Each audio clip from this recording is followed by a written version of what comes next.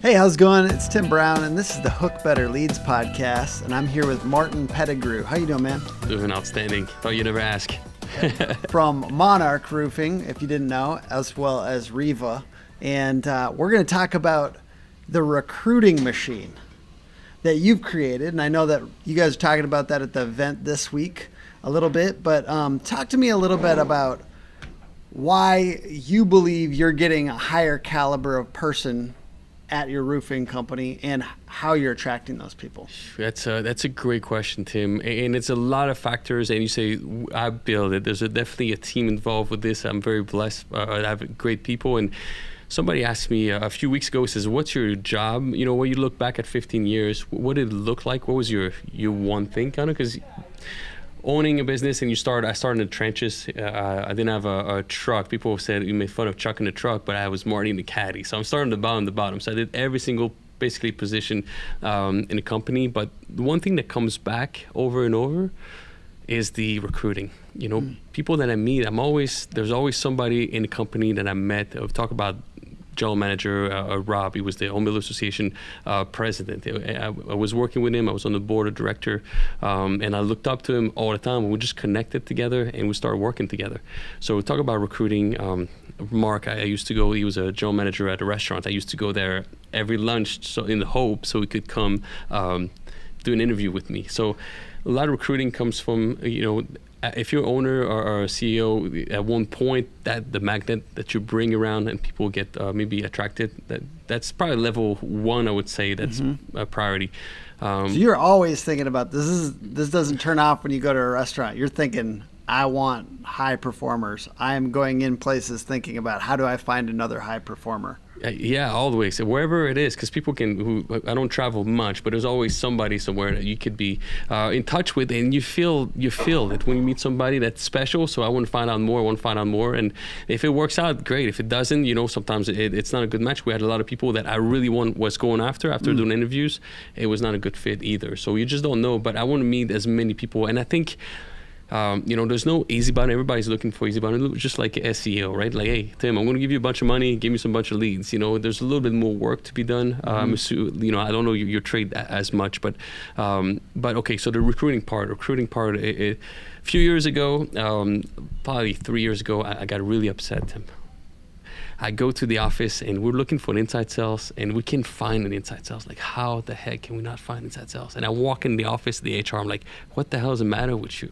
Emma, it was her name, and why we cannot find an inside sales? And she's like, Martin, I'm trying. I say, you know what, screw that. I'm gonna do it myself. So that's one problem with owners or wherever. Sometimes we do that, but I think the best way to do it sometimes, and I regretted that because that creates negativity. You don't want to do that for anybody. Lesson learned on me. But I started doing it. And do it yourself. John Maxwell talks about this. You want to do something, learn it first, then you can teach somebody else. So I went through the pain to do the interview. So it was, we started doing Zoom interviews. So we started doing 10 minutes. It was really 5 minutes interview for our first interview because we found out that a lot of people didn't show up. I think the stat is like 42% of first interviews don't show up. So I was doing 30 minutes interview at first in the office and people wouldn't show up. So I would waste hours, at a time. So we started doing 5-10 minutes interview, Zoom interview only, sending link through Indeed invites. Because you kind of know sometimes quick. What's that? You kind of know sometimes quick. Minutes. Yeah, and it's just like, okay, so if 42%, and I'm making that number up, okay? You have to look it up, but it was a strong stat. It's over 30%. Sounds real. So I'm like, well, if I can do 5 minutes, if they show up, and then we'll find out the second interview. If they show up the first interview, they show up for the second interview at like 95% of the time. So I'm like, okay, so I can just do that and filter half of the people. And then we would send them a disc assessment. That's a personal assessment, how people learn and communicate with others. We're very big on this. I'd say and there's a lot of debates about this, but about 60% of our hiring process, that it weighs into who we're going to hire or really what position we're going to place them to. Not so much we're going to hire or not. If they're have our leadership abilities, especially, we probably can find a position for them. And then we set up the second interview on Zoom as well. And then the third interview is in person. We always like to do a test. If you're an outside salesman, the first interview, everybody wants a job, right? But they always say, one of the questions is, have you been on a roof before? Yeah. Can you climb a roof? Because outside sales, it's a requirement, right? The roofers, people will say, well, of course, if you're going to work for a roofing company, go and roof. But sometimes they just apply to a billion jobs. Yeah. So we test them if they can go and roof or not. As simple as it sounds, we get a lot of people that could not go on roof. So instead of hiring them and you spend a month training them, you find out that they don't want to go on the roof, or other things like videographer. We give them a little task. And how long does it take to get the video back? Yeah. And get quality. I like the little test. In addition, I'm going to zoom out for a second and ask, because I just recently finished your book, The Roofing Machine. If you haven't checked it out, very, very good book. There's not that many good books about roofing yet, so this is a really good one. Go check it out. Thank you, man. Great, appreciate that. Great read. You were a valet. Was it a valet? Yes. For a while. How long were you a valet for? Years, Tim. What did you learn in valet? Because I was also a valet for years. Yeah. What did you learn as a valet that you apply now to what you're doing? Well, first, doing things that nobody else wants to do. Okay, so valeting, I love valeting. It's night job. Nobody wants to do that. And working on a Saturday night, it was the busiest night in the valley. In the clubs here, they close at 2 o'clock. So nobody wanted to work that night because everybody would come out, and you had to get everybody's car. It would. I did overnights as a valet for a long time. It's not. Yeah, there's a lot of things that suck about it, but it's great. Like, nobody wants to do it. All right, let me have it. And I found out that night I could go home earlier. So after I would work all day, 6 days, and a little bit on Sundays. But the Saturday night was great because Sunday morning I didn't have to get up, So that was great. And if I could save a couple hours after working 80, 90 hours a week, I love that. So do things that nobody else wants to do. And really, the biggest lesson I learned is I was parking cars. It really triggered Monarch. And I think I talk about it a little bit in the book. Yeah. But I was parking cars for guys that had nice F-250, Tim. They had Hummers. They had diesel truck, and they would come in the club till the morning, like 2, 3 in the morning. So they were spending money and they would have a lot of fun. Yeah. So I was working valet and I was working the golf course. I would say like eating crumbs, I slept in my car a lot of times playing golf tournaments and stuff. So I couldn't really make means, and these guys were blowing money away. So that made me curious. So I started to find out about what they were doing. But long story short, they were all contractors. They were siding, drywall. They did a lot of windows. So I was curious, how did you guys can get up in the morning? Because I don't know too much about construction at that point. But I said, how do you get up in the morning? If you had a club till 2, 3 in the morning, you got to get up at 6, I would assume, because it's sunrise to sundown, right? And that was a trigger right here. They said, it doesn't matter, Martin. If we go out tomorrow, we get fired from the job, we get another contractor to hire us. That was 2007. It didn't matter. The prices were high. Everybody was begging for labor, for contractors. So at that point, and it took me a long time, and we talk about take the con out of contractor, Yeah.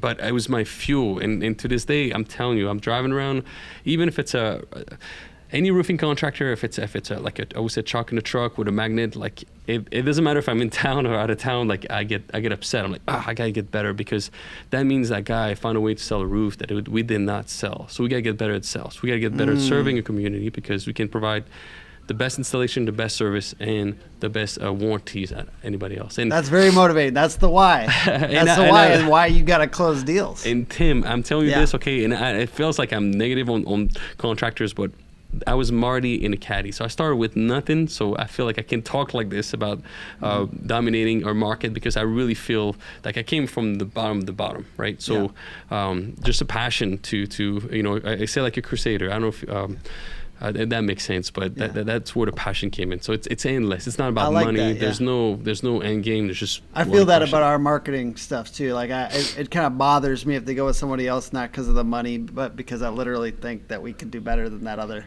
Yeah, you should have that. You should have, whatever you do, you should have that vibe about what you do, that you got it down.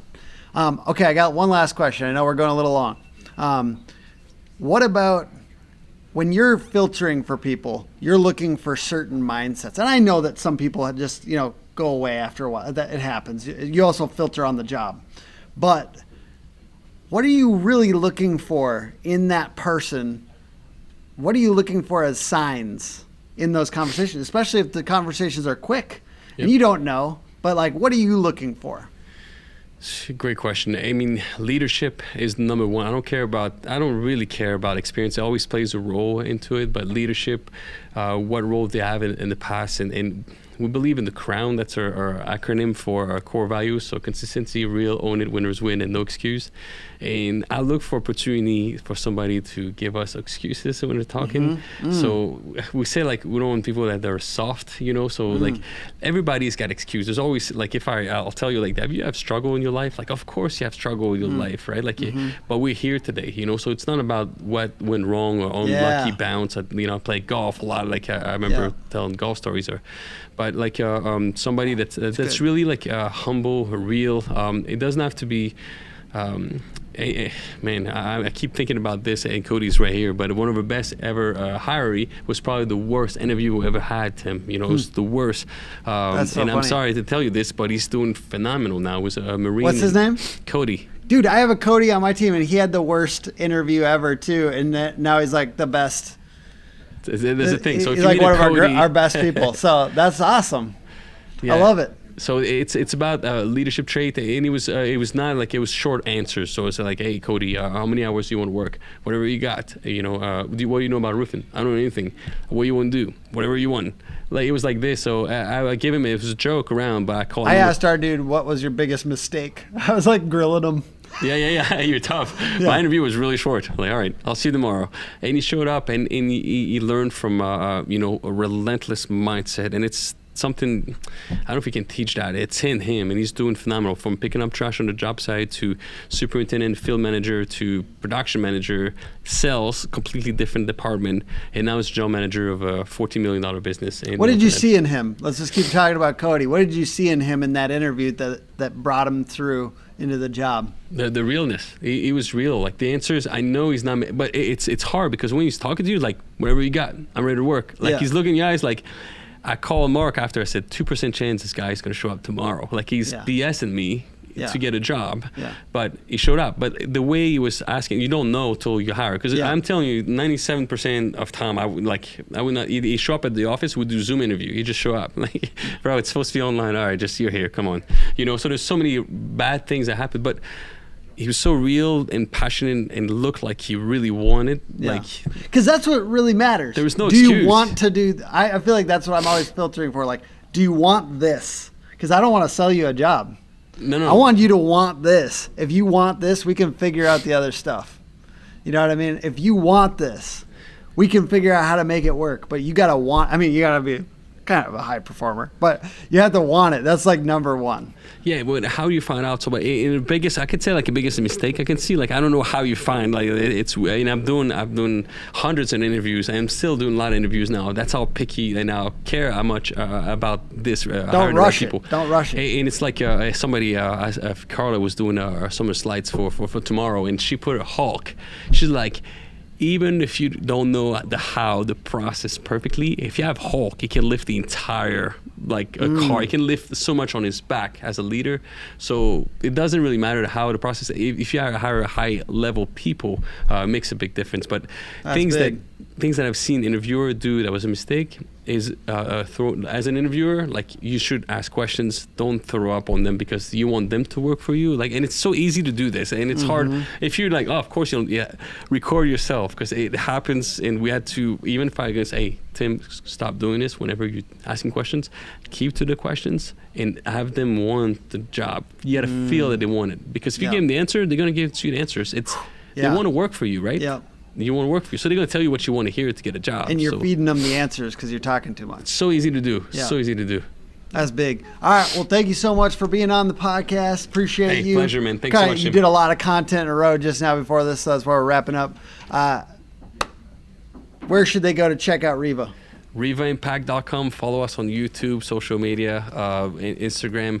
Definitely in LinkedIn. You can follow me on LinkedIn. A lot of content out there that we give away, man. We want to impact the industry. That's very important. It's not about the money, and it's never been about the money, but we're very successful with Monarch, with other businesses that we have.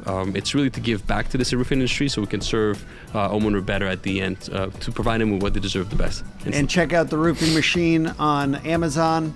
And the podcast is put on by hookagency.com. Hook Agency all over social. Thank you so much. Bye. Thanks for having me, man. Yes, sir. Awesome. Thank you. Great question, man. It was good, easy. All right, Hopefully they're not.